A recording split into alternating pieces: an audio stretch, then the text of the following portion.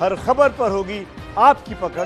Download कीजिए ABP live app. और इस समय की बड़ी खबर एक बार फिर हम आपको बता दें, दिल्ली एनसीआर में रहने वालों के लिए राहत भरी खबर आई है। सुप्रीम कोर्ट ने कहा है कि दिल्ली एनसीआर में आने जाने के लिए एक ही पास हो, एक ही पोर्टल जैसी व्यवस्था हो। कोर्ट ने एक हफ्ते में इस बारे में कदम उठाने के लिए कहा है। सॉलिसिटर जनरल ने आश्वासन दिया है कि जल्द ही इस मसले पर बैठक बुलाई जाएगी, तो एक हफ्ते में व्यवस्था बनाई जाए। सुप्रीम कोर्ट ने यह कहा है दिल्ली एनसीआर के लिए एक पास की व्यवस्था होनी चाहिए, ताकि हरियाणा के बॉर्डर से लगे, दिल्ली बॉर्डर से लगे इलाकों से आने जाने वाले लोगों को कोई दिक्कत ना हो। इधर उत्तर प्रदेश बॉर्डर से जो बॉर्डर लग रहा है उस पर कोई दिक्कत ना हो। उधर सोनीपत, पानीपत, जो भी मतलब दिल्ली के आसपास के जो शहर हैं, जो राज्य हैं, उनसे आवागमन आसान हो जाए। तो मेरे साथ मेरे दो सहयोगी इस समय जुड़ रहे हैं। अंकित गुप्ता मेरे साथ जुड़ रहे हैं और सुरभि काक। अंकित, मैं आपका रुख करना चाहूंगी। सुप्रीम कोर्ट ने एक बड़ी बात कही है कि एक पास की व्यवस्था होनी चाहिए, ताकि जो आवागमन जो लोग कर रहे हैं उनको सुविधा हो। लेकिन ये मैं और आप बहुत अच्छी तरह जानते हैं कि एक हफ्ते में सरकार कोई नीति लेकर सामने आ पाएगी, ये इतना आसान नहीं है। शोभना, अगर हम बात करते हैं सरकार की नीति की, तो सरकार ने जब जो है लॉकडाउन 4 केंद्र सरकार ने जारी किया था, उसी दौरान कहा था कि राज्य आपसी सहमति से बॉर्डर खोल सकते हैं।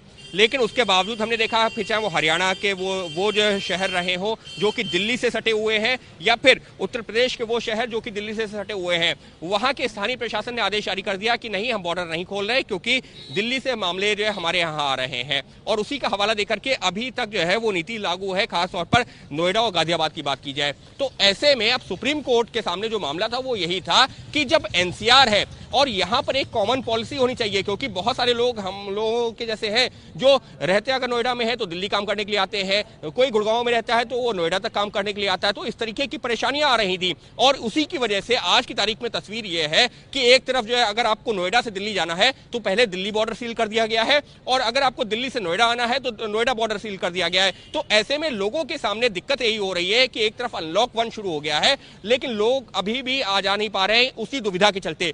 उसी बात पर सुप्रीम कोर्ट ने संज्ञान लिया है और ये निर्देश दिया है, जिस पर सरकार ने कहा है कि जी हां, इस पर जल्दी विचार करेंगे।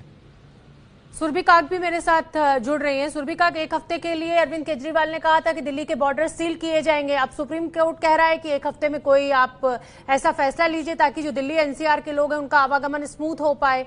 आप जहां पर खड़ी हुई हैं इस समय, ट्रैफिक के क्या हालात है वहां पर? जी शोभना, देखिए इस वक्त मैं दिल्ली नोएडा बॉर्डर पर ही खड़ी हूँ। आप मेरे पीछे अगर तस्वीरों में अभी देखें तो यहाँ पर आप देखेंगे कि क्योंकि अब जैसे जैसे दोपहर चल रही है तो गाड़ियों की जो संख्या है वो कम हो गई है, उतनी गाड़ियाँ भी नहीं है, लेकिन लगातार चेकिंग जो है वो की जा रही है। तो मान लीजिए कि गाड़ियाँ अगर 5-6 भी हैं तो भी वेटिंग टाइम जिसको बोले, इंतजार का समय जो है, फिर भी कहीं ना कहीं 3 से 4 मिनट का तो लग ही रहा है। जैसे आप देख रहे हैं यहाँ पर ये बस जो हमारे सामने से जा रही है, इनकी अभी जब तक इन्होंने अपना पास नहीं दिखाया या जो भी वैलिड कागजात हैं जब तक वो नहीं दिखा रहे तब तक गाड़ियों को जो है जाने नहीं दिया जा रहा है। तो कहीं ना कहीं सुप्रीम कोर्ट ने जो आज निर्देश जारी किया है ये बहुत ही अहम है। हम सुबह से ही यहाँ पर मौजूद हैं दिल्ली नोएडा बॉर्डर पर, और सुबह से हमने यहाँ पर कई ऐसे लोग देखे जो काम के लिए सुबह सुबह अपने घरों से निकले थे, चाहे फिर वो दिल्ली से नोएडा में जाने का जो खास करके नोएडा से दिल्ली जाने का प्रयास कर रहे थे, और एक शख्स थे जो 37 किलोमीटर दूर से जो है वो आए थे और यहाँ पर आकर उन्हें पता चला कि वो नहीं जा सकते। तो कहीं ना कहीं ये एक पास की जो नीति की सुप्रीम कोर्ट कहीं ना कहीं बात कर रहा है वो काफी जरूरी। जी बहुत बहुत धन्यवाद सुरभि।